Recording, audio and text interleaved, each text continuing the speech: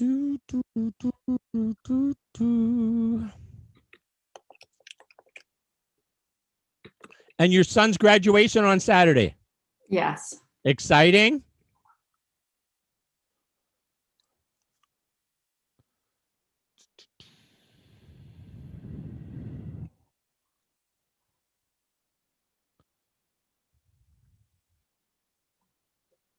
Oh,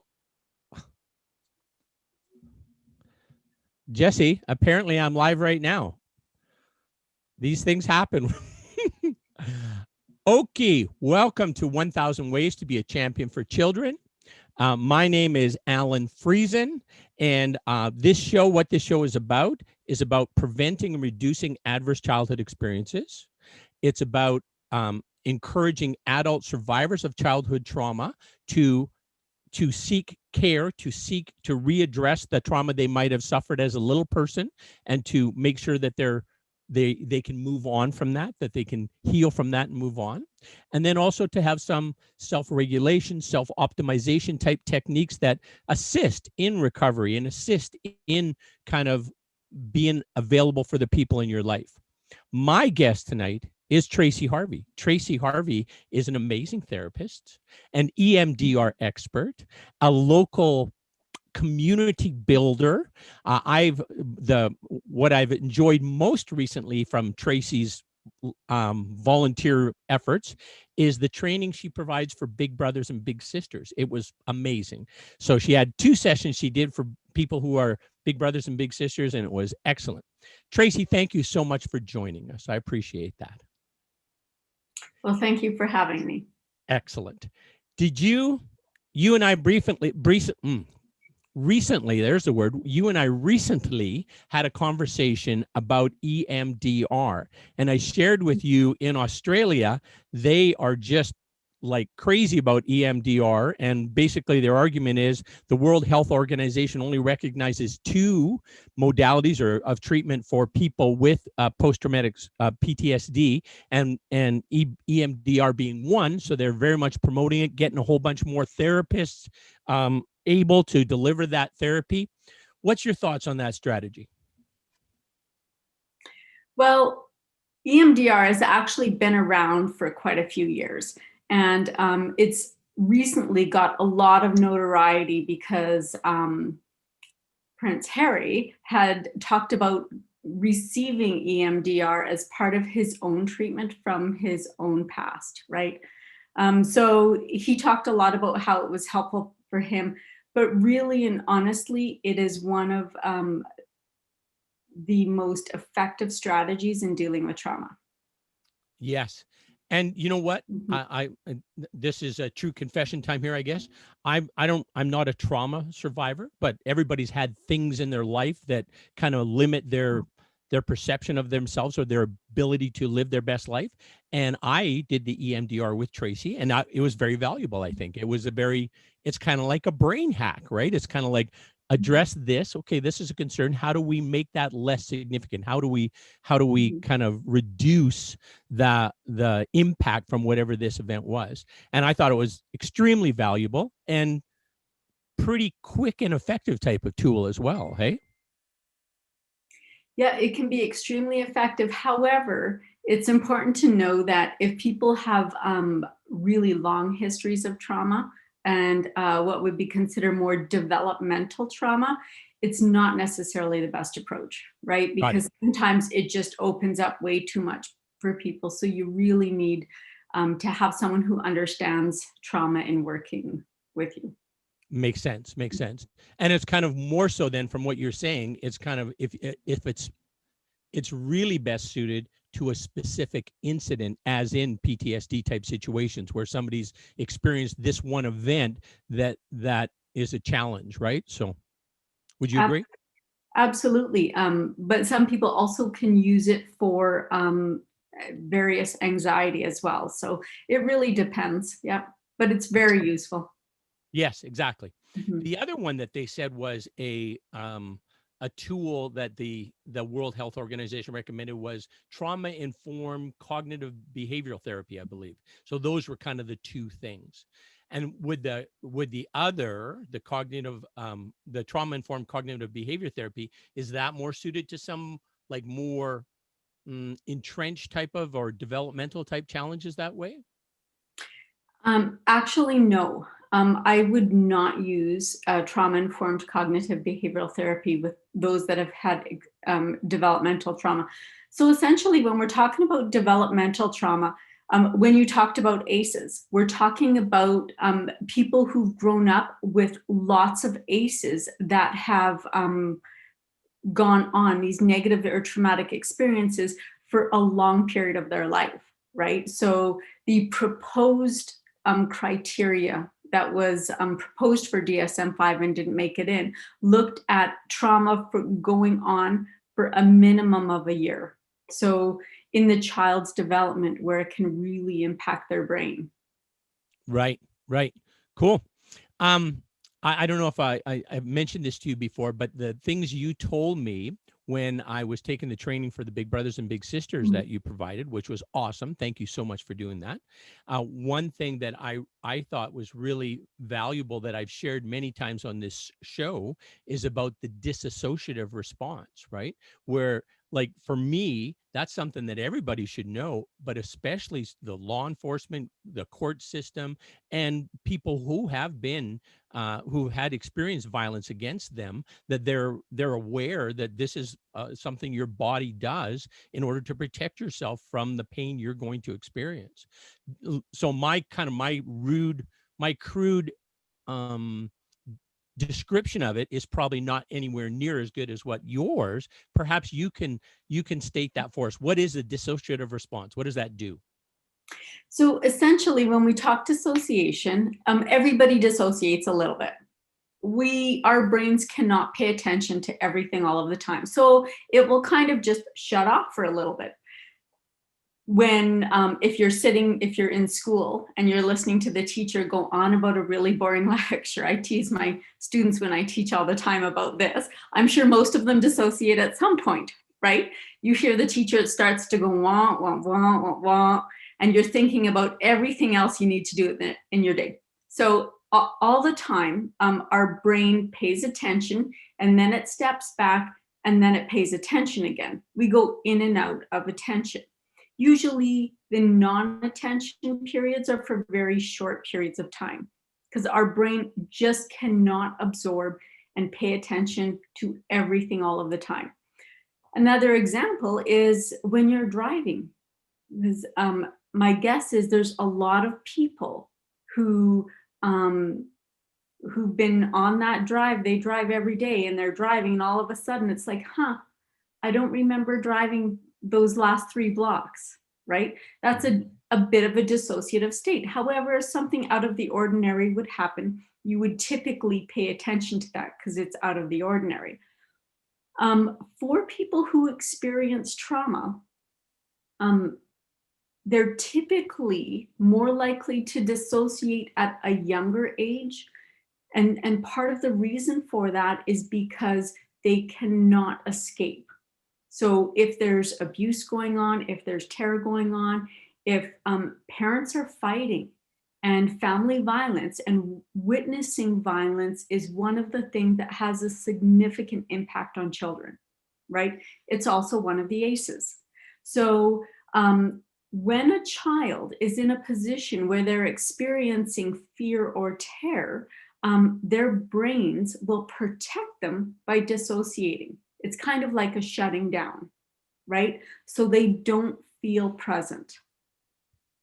For people who experience significant trauma that goes on for a long period of time, especially in their childhood, they're more likely to experience like a dissociative disorder, right? Or more periods of dissociation that therefore interfere with their lives later on.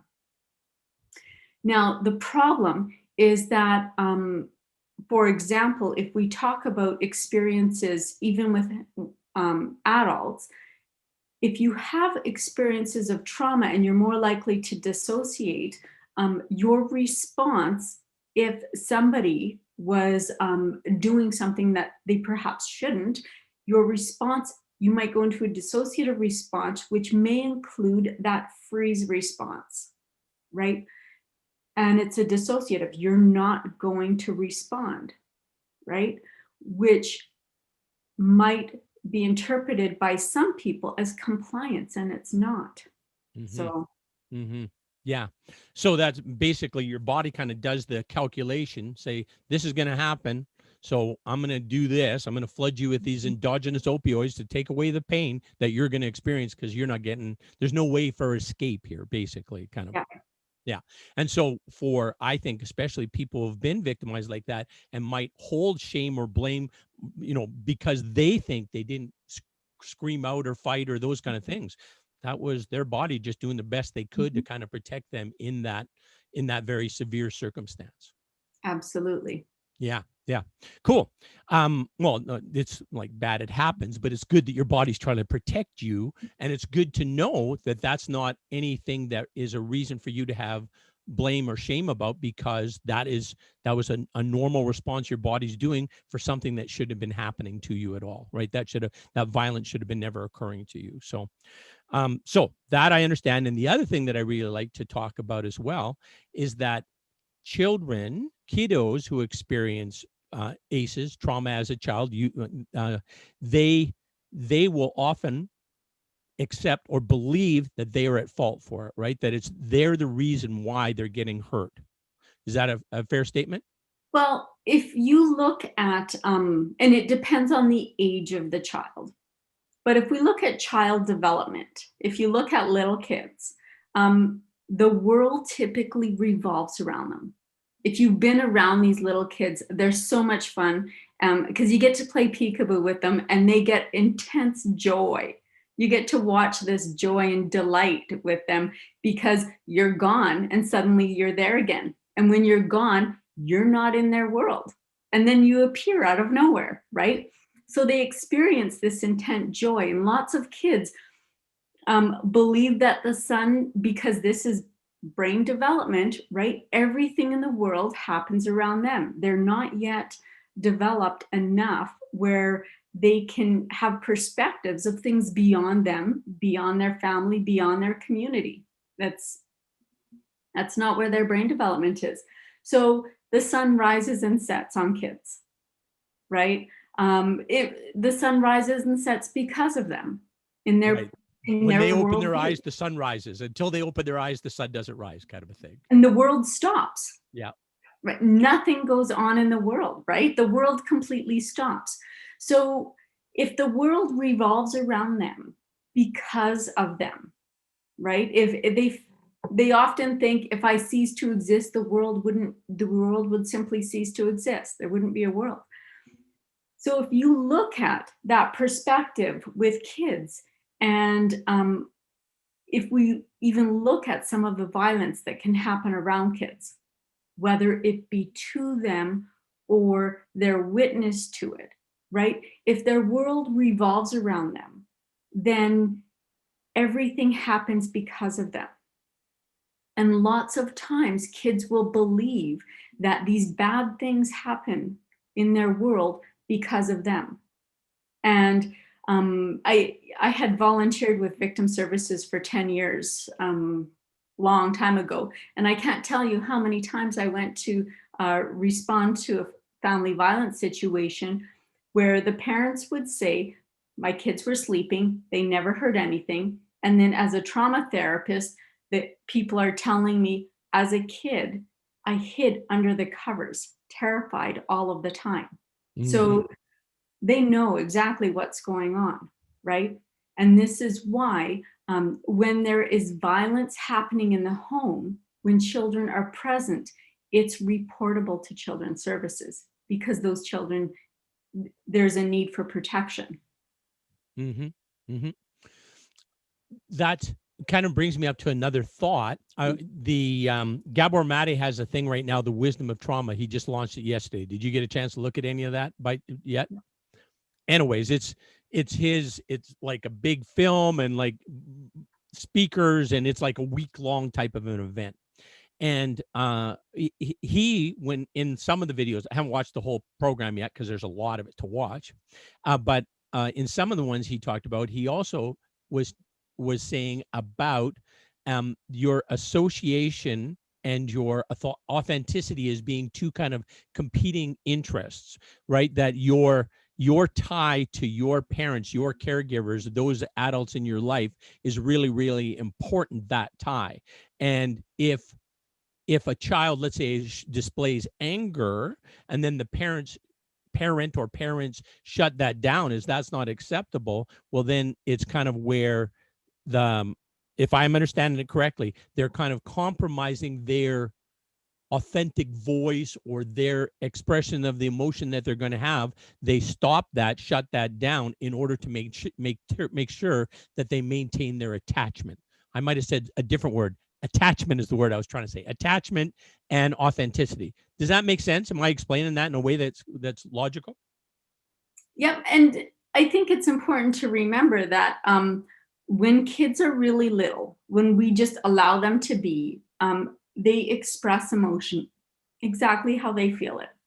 If you've ever watched a small child experiencing joy, they don't care who sees it, right? And they'll share it with everybody, right? And if you've ever seen a small child be really angry or having a bit of a temper tantrum, right? They don't care who sees that either, right? They just express exactly how they feel. And as adults, we often try to shape how our children experience things, right?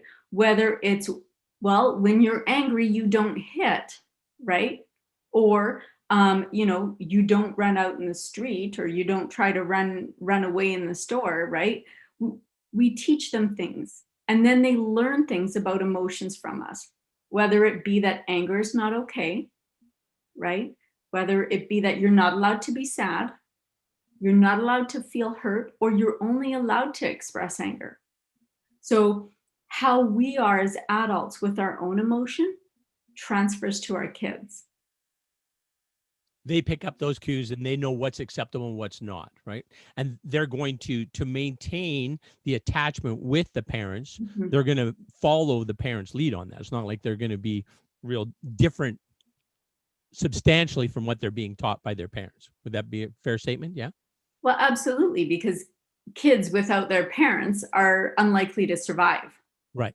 Yeah, exactly. It's a To take care of biological. Yeah. Yeah. Got it. Cool. I have a vision in mind, Tracy. You tell me how much sense this makes. The family violence, domestic violence, and adverse childhood experiences, huge problem. So I'm thinking that we need to recruit a bunch of just caring individuals who are available to support the relationship deficits that youth might have in our community, right? People that don't have the adult supports to encourage them, to help them, to be a buffer for what they might be experiencing. And then further, adults who can be somebody who can assist somebody who's experiencing violence. So the idea is that basically they just have kind of a template. They're not professing to be a professional or anything, just to basically, if somebody contacts them as an informal support, they know a little bit about what to do. Like, as in, that I'm so sorry you're going through this, but are you safe? That's question number one. Can I help you get safe? That kind of a thing. What's your thoughts on that kind of idea? Do you think it makes sense, or do you have any concerns about that? Well, I think it really depends, right? Because I think there's cases where the informal supports might be in way over their heads with some people, especially when there's people who've got like long histories of violence or long histories of trauma, right? So for example, if you've got parents who are have experienced violent episode, and someone kind of comes in to help them, how does that person know they're not triggering, or what the signs are that the other person's being triggered, right? That would be one of my concerns. I absolutely think that as communities, we can do better to support people, right? And what do you think that should look like then, Tracy? You're an expert in this area. I'm trying to Please figure don't my call me way. expert. Oh, I think you are. You know far more about it than I do. So how do you think if we had adults, caring adults that just want to say, hey, how can I help? What should they do? Well, it's kind of a difficult question to ask right off because I think there's so many different ways that people can help. Alan, one of the things that I really support is big brothers and sisters, You bet. right? And when I was looking for an organization to support, that one was on the top of my list. And the reason for that one is because a lot of these kids come from families where there's some kind of struggle, right? Whether it be that, the blended families, single parent families, parents working, kids struggling with relationships, with school, with a number of things, right? And having that positive influence, that positive adult, and I know that they do big families too, and mentors in school. So having that relationship helps kids buffer all sorts of different ACEs, right? If you're talking about ACEs, if you're talking about those adverse experiences, how do we help these kids? We build relationships and support them, right? We accept them, we build relationships with them, we support them so that they can become adults that can have really healthy relationships. Mm-hmm. And big brothers, big sisters is like the gold standard for it. But if we even have, let's say, adults who want to contribute, want to make a difference, but that commitment is beyond them, right? That's too big a commitment for them. I think there's other ways that perhaps we could have adults that would share with youth activities they know something about, like an activity-based things. Here's how you rebuild a carburetor, right? And then you have the kiddos involved in that project, and they're having an exchange with a caring adult, and then maybe other things come up in the conversation, or however it works. Just basically a way to, and it's not to elicit anything, it's just to kind of spend that time and that connection with that kiddo. And I think there's value in that. I don't think you could go wrong with that, can you? Do you think? Absolutely not. I mean, even look at your own neighborhoods, right? Your neighbors, right? When my little guy was wee little, he used to run to our neighbor's house all the time and kind of adopted her as a bit of a grandparent, right? So he would just walk right into her house. She was just someone who thought the world of him, and that was really good for him, right? Yes. So, And good for her too. Good for your neighbor as well, right? I'm sure she really enjoyed that exchange, right? so I think we can even look in our neighborhoods. We can even look at our neighbors, right? Where we can have positive relationships with other families and neighbors. Mm-hmm. Yes. And that's what I guess I'm thinking, that if you having a little bit of a trauma-informed lens, so I think, to me, then, if we had an adult that wants to support and spend some time with this kiddo, just to have a relationship with this kiddo, that basically, that, especially if it's kind of an activity-based sort of a thing, where it's a very non-threatening way, right? A very non-threatening way to connect and just learn something in the process, but also exchange with somebody who's interested in what they're doing and is supportive of them and encourages them, that kind of a thing, right? Yeah. I know one of our first guests that I had on here, his name was Dr. Greg Williams, and he's a childhood abuse, sexual abuse survivor. And, he talks about his aunt and uncle. They didn't even know what he was experiencing, but just the normalcy of going to auntie and uncles and having them say, hey, Greg, good to see you. Want a cookie? And like, how are you doing? And, can you sing a song for us? Whatever, those kind of things was something that he says kept him alive, right? Just that's why he's still here, is because he had these caring adults in his life that they didn't even have a clue what he was going through, right? So they probably had some sense of it, I would have to think. But and I think you're right, and it's very important to recognize that sometimes those just normal relationships that you might have with someone means more to them than you can ever imagine. Mm-hmm.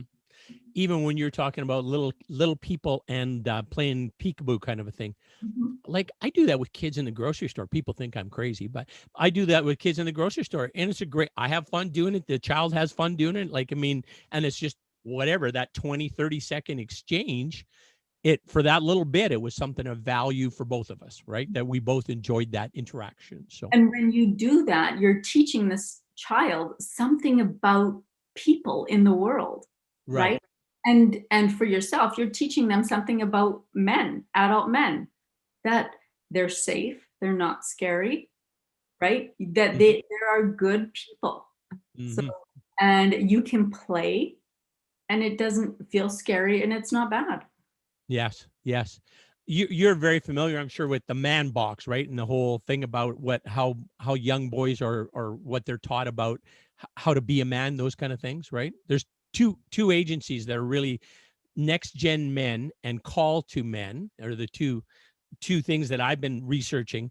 And when I started learning this, it's just like, oh yeah, this makes a lot of sense. Like, that where as a boy, what are the things I was taught? I was taught you don't cry, you're strong, you don't ask for help, those kind of things. Well, those thoughts, man, that really contains your ability to get help. If you're a little person who believes that and you maintain that belief into your adulthood that, well, I can't ask anybody for help. I can't, I can't show any emotion. I can't be weak. And also one thing they talk about too, which I never put this together, but it makes sense, is boys, if they insult each other often, or at least when I was a boy, it was where you referred to the other person in some kind of feminine, that, oh, you throw like a girl, or that kind of a thing. So what does that suggest? That suggests females are somehow less than males, right? Because we can insult a male by referring to them somehow as a female, right? And so that whole man box thing's like, oh yeah, that makes a lot of sense. Like, it's some very toxic beliefs that when you're a little person, you accept it. Oh, okay, I guess that's the way that is, right? But it really is. And that's also kind of tied, I think, to the whole where people don't fit into those boxes, right? If they are LGBTQ and, I forget what the other plus et al, LGBTQ2 et al, if they're in that category, then as well, then they're not in the man box or clearly female kind of a thing. So therefore they're regarded as different, less than, potential for somebody to be abused, right? Because they're kind of a more easy target, that kind of a thing, by a bully or by a predator. Well, I think it's hard because if you don't identify the way that other people identify, and if you talk about these boxes and you've got some people, let's say young people, who don't see themselves as fitting into any of the boxes, right? When your identity is forming of how do you fit in this world, it's a really tough time for some of these young people. Mm-hmm. No kidding. No kidding. And they're the ones that are at greater risk of violence, of violence, right? Like have you ever heard of this Real Talk, this thing that Say Jess is doing? Say Jess, they're ending violence in Alberta. They say Jess, and hallelujah, let's make that happen. But basically, they have this thing called Real Talk, and in Real Talk, they say that 1 in 3 people that I know, that are experiencing violence. And if you know people who are the, non-binary type folks, that's 2 in 3, 2 of every 3 people that and that are experiencing violence. So it's like very, very prevalent. And the whole Real Talk thing is that basically you have enough knowledge, just that if you as an informal contact, if somebody came to you and said, I'm experiencing this, you'd have at least a little bit of a track thing to say, let's do this and let's do this. If you wish, I can help you do this, right? Get you a hotel room, get you, that kind of a thing. So I think there's big value in that, in just increasing the awareness about domestic violence and how prevalent it is. And of course, it's the source of most of the ACEs anyways, or at least a contributing factor. So I think there's value in that. Does that strategy make sense? Absolutely. Cool. So what other advice do we have to recruit other people who say, I can make a difference. I can do something. And we're talking about making a relationship with the kiddos in your life. And you said about neighbors, and I think that makes sense, right? Maybe you do a little inventory, or not you, but people who are interested do a little inventory of the kiddos in their life and say, hey, I can reach out to my nephew. I can reach out to my best friend's boy. And, he's, maybe sometimes he doesn't want to listen to dad, but he'll listen to another adult. That happens sometimes, right? Like, I know I thought my father was an idiot from about my age 12 to about my age 24. And then I said, oh yeah, he knows some stuff. So yeah, I think that's common. I think there's so many ways that adults can make a difference in the lives of kids, right? And sometimes it's not the really big stuff. Like oftentimes when we think about making a difference, we think about these really big things. But sometimes it's just that little thing, those little regular interactions, right? Working on your car and the neighbor kid comes over and is curious about it, and you kind of walk them through a few things, right? All of those regular things that happen on an ongoing basis begin to make a big difference. Mm-hmm. So I think everybody can have a positive influence on the lives of kids. Beautiful. So your advice here, if we wanted to say, how can we as just normal citizens, non-professionals, support, reduce violence and violence, reduce ACEs and ACEs, is basically by connectivity with others. Is that a fair summary? I think that any way we can build resources for kids, sports, right? Sports is one of those things, and activity is one of those things that can build resilience with kids. So can you help out a sports team? Even with fundraising, because some of these sports teams are expensive. Can you help out with some of the fundraisers that provide activities for kids sport, right? Mm-hmm. There's lots of ways to participate and help out. Sometimes they do bottle drives. When we look at, I know the Family Center was doing a number of bottle drives around the city, right? Because they rely on a lot of funding and fundraisers. So participating in any of those fundraisers impacts and provides support to agencies that are directly impacting perhaps some families that are high risk, right? They offer the Brave Group. I think it's still called Brave Group, but it was a group for people who struggled with anger. A great way to get some really good support and education around that, right? But all of these things require funding. So whether it be a bottle drive for a baseball team, helping out with kids sport, if you want to get involved by just assisting coaching someone. Mm-hmm. Yeah. Or even, as you said, like with your neighbor, the additional grandma, right? Those kind of things can make a difference. Or the connection you have with little people somehow in your life that you run across. Even those brief encounters are of value. Would you agree? Absolutely. Okay. You know what? I got something I want to share, and then we'll have some little closing comments, and I think we'll call that good. Where do I go to share this? Oh, gosh darn it. Hang on one second. I got to fix one other thing first. Oh, there we go. Okay. So this is just a little resource guide, because if while we are chatting, Tracy and I have been chatting, you felt that there was something that concerned you, that's triggered something for you, we want you to have some place to call, so that here's some quick resources. Kids Help Phone, there's the phone number for it. There's people that answer those calls right now. Sexual Assault Alberta, Suicide Prevention Line of Southern Alberta, Bullying Helpline, and Child Abuse Hotline. So here's some resources. We just made this up today, another little list of resources. There's resources all over the place, of course, but this is just another avenue for those resources. Basically, my bride Corolla said, great, you're raising awareness about adverse childhood experiences, but what if people are triggered by watching? Okay, well, great. That's a good idea. Nicely done, honey. So that's what we have here are these resources for immediate assistance. And then this link here, if you wish for other resources, there's so much help out there. Ask for it and use it. Next week, this gentleman here, Andrew McKenzie, is going to be my guest, and he's a psychologist and a trauma-informed counselor as well. Tracy, one other thing that I wanted to check with you is what is your best go-to self-regulation tip? Wow, there's so many of them. One of them, walking. Walking? It's an regulation activity that most people can walk, right? And if you want to put on some earphones, listen to some music while you go, absolutely go ahead.